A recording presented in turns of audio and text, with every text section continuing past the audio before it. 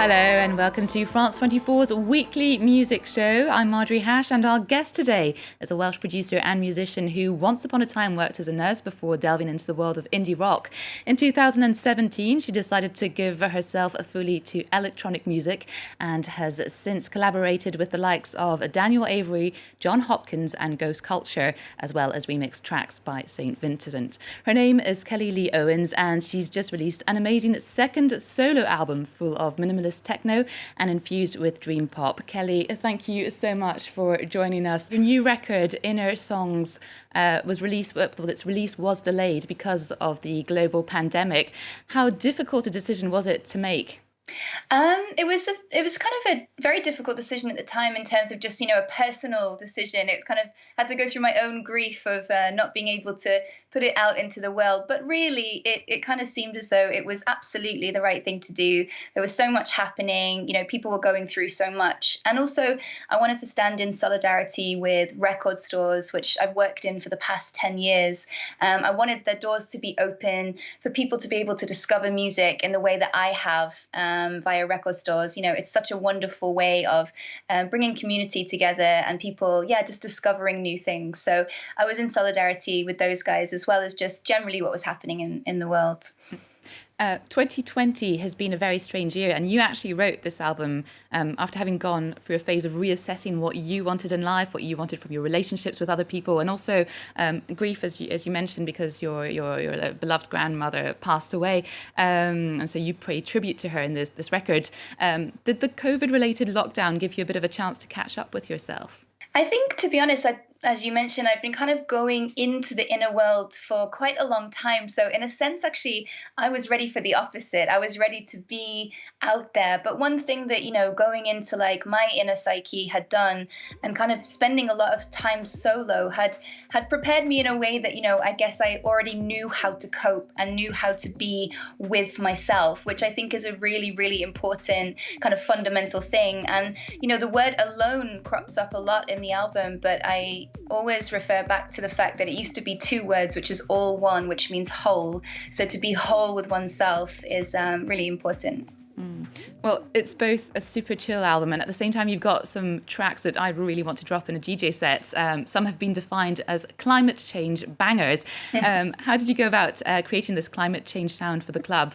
Well, yeah, I mean, kind of amazing. I've never heard of a climate change banger before, but somehow I've done that.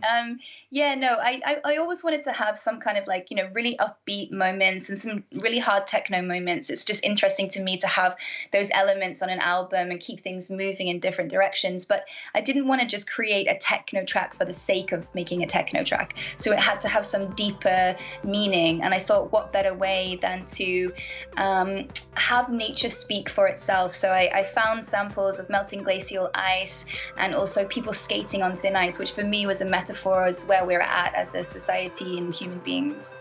Well, how about we check out one of your singles? This is Melt.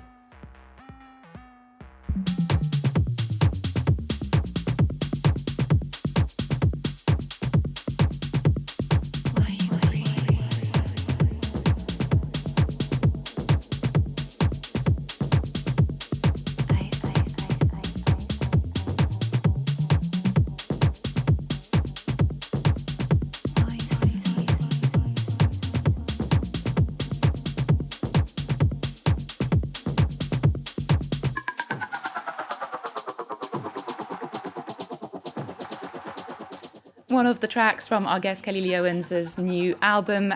Kelly, your album also features guest appearances from John Cale, best known for being a founding member of the Velvet Underground, and you actually get him to sing in Welsh as well. Was it easy to reconnect with your Welsh roots in that way? With this album, it was really important to me that I did. It's kind of like when you leave home, in a sense, like having that perspective and space, allows you to kind of perhaps look at things in a different way. And for me, I was going into the history of Wales and actually a lot of the oppression that's happened via, kind of like England and Wales and the language and the culture and things like that. And so it's important to me to connect back to my roots and honor those roots. And so luckily, John Cale said yes to to featuring on this album, and I encouraged him to speak or sing in Welsh, and he hadn't spoken or sung in Welsh in 20 years, and I only found that out on the press release myself, so I feel extra honored that he took the time to do that. It's very rare that we hear or read about, male vocals on female production. And I know that you've mentioned in interviews how frustrating it is when you collaborate with other male artists, like, for example, John Hopkins, and they get all the credit for the production and you're just seen as the voice. What do you think it's going to take to change that sort of mindset? I think just, continuous conversation and flagging things up. And, it's really, I love that. Like, Luminous Spaces is like one of the highlights of my career for me. Like, collaborating with John has been the most phenomenal, supportive and encouraging relationship, and I just want to set that straight. It's more just about the perception from the outside. And so, yeah, it's going to take me bringing it up and being kind of bold in that, and kind of, making people talk about it, us talking about it in interviews now, and just bringing to the forefront that we need to fundamentally change the idea of how we see women and what they're capable of. Now, you've announced some possible tour dates for March 2021, including Paris's Trabendo. How confident are you in a recovery and possibility of live shows and for the music industry? Well, I think it's important, to have hope in things. And of course, I'll always keep assessing the situation. But it's about sometimes the intention, and it's about, supporting those venues and having people just be hopeful that change is possible. And so we've booked them, and we'll see what happens. And safety and people's safety is always going to come above everything. But it feels important to create that sense of kind of community, and that we will come together again, and have that be in people's psyches as a thing that's going to happen. Mm-hmm. Yeah. How about we take a look now at some other releases that are making waves in the world. We're moving on to the world of bubble pop, pop bubble gum. Katy Perry, it's all the same thing, has made headlines not only for giving birth to her first child with actor Orlando Bloom, but also for releasing her sixth studio album entitled Smile. Now, this comes 3 years after the fireworks singer attempted to get political with her album Witness, an album that sadly for the pop star didn't go down that well. Perry took some time out to lick her wounds, and she weathered bouts of depression and bounced back with songs themed around empowerment and self-help. If you're a fan of her tunes in general, you will like it. If not, well, maybe just try and ignore it. Here's the title track of the album. Every day, Groundhog Day, going through motions, felt so fake. Not myself, not my best, felt like I failed the test. But every tear has been a lesson. Rejection can be God's protection. Long, hard road to get that redemption, but no shortcuts to a blessing. Yeah, I'm faithful. Scratch that, baby, I'm faithful. Gotta say it's really been a while, but now I got back that smile. I'm so faithful. Scratch that, baby, I'm faithful. Now you see me shine from a mile. Finally got back that smile.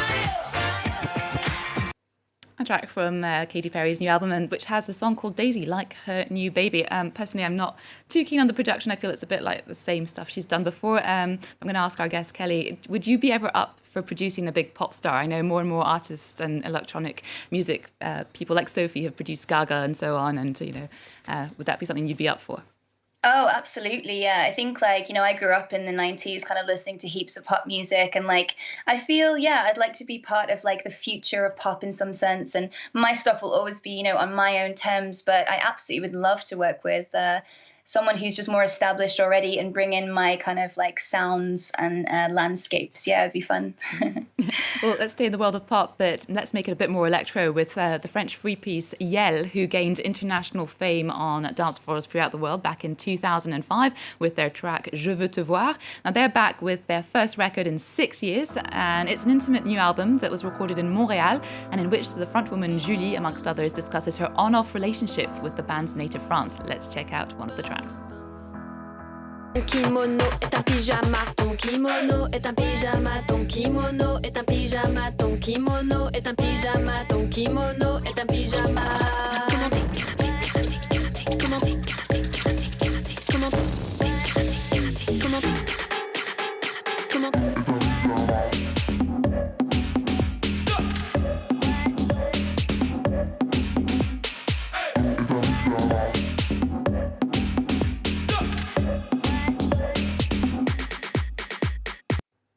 Yelle, whose new album is coming out this week. Kelly Lee Owens, thank you so much for taking the time to talk to us today.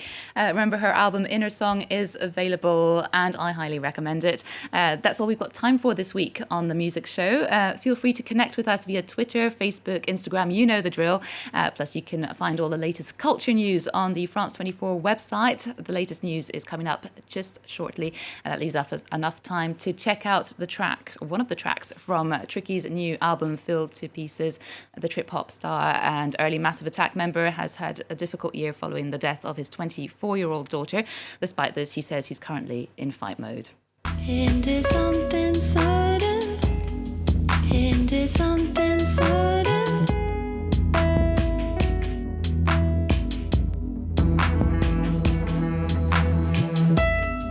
Into something sort of, into something sort of.